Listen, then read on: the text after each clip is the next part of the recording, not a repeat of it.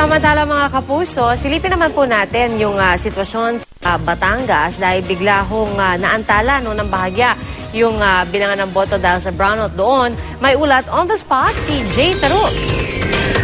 Hi Jay, magandang tanghali. Magandang tanghali sa iyo, Pia. Usad pagong na nga itong nagiging takbo ng canvassing sa Provincial BOC ng Batangas dahil sa mabagal na transmission ng mga election returns mula sa mga munisipyo na walan pa ng kuryente ng isang oras dito mismo sa session hall ng sangguniang panlalawigan ng Batangas kung saan nagaganap ang bilangan. Walang generator set, walang backup battery ang computer, kaya hinto ng halos mahigit isang oras. Pero buti na lamang at naibalik agad ang kuryente. Kaya ngayon, nagpapatuloy na ang pag-aabang dun sa mga transmission ng ERs. Sa ngayon, umabot na sa 47% ang kabuang bilang ng mga boto na natatanggap ng Batangas BOC. Ito'y mula sa may 15 munisipalidad at isang lungsod. Ayon kay Attorney Gloria Petalio, ang chairman ng Provincial Board of Canvassers ng Batangas, hindi naman daw province-wide ang coverage ng brownout at hindi naman daw apektado ng mga ganitong aberya ang bilangan. Narito ang paliwanag ni Attorney Petalio. Hindi ko pa na-check pero Batangas City naman meron. I do not know if dito sa compound. And alamin natin kung bakit, ano nangyari.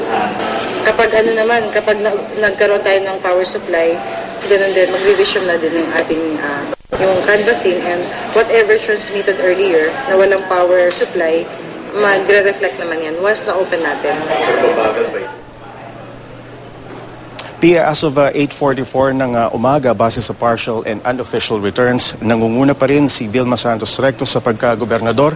338,377 na boto ang kanyang nakukuha, habang ang bumubuntot naman sa kanya na si Marcos Mandana Sr.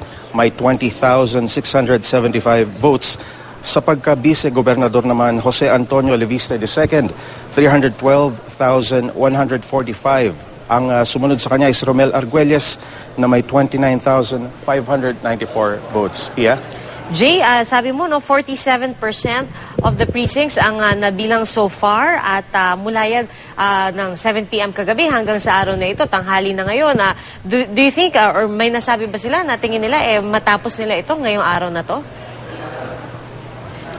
Ang sabi naman ni Attorney Petalya, ang chairman ng Batangas BOC ay pipilitin nilang tapusin ngayong araw na ito. Medyo nagiging mabagal nga lang yung transmission ng mga ERs, yung mga resulta ng bilangan sa iba't ibang munisipyo.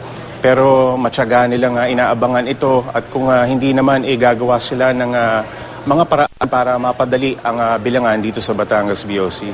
Pero Jay, mostly yung problema dun sa transmission ng ER, signal problem ba yan? Or problema rin dun sa, kasi nga yung iba corrupted yung CF card o kaya nag-bug down yung PCOS machine as soon as huminto yung botohan?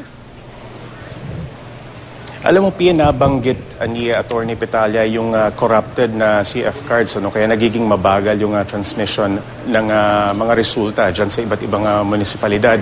Kaya't inaabangan pa nila yung iba pang mga feedback mula dito sa iba't ibang munisipyo para makagawa sila ng paraan para matapos na nga itong napakabagal na bilangan dito sa Batangas. Alright, maraming salamat sa iyo, Jay Taruk.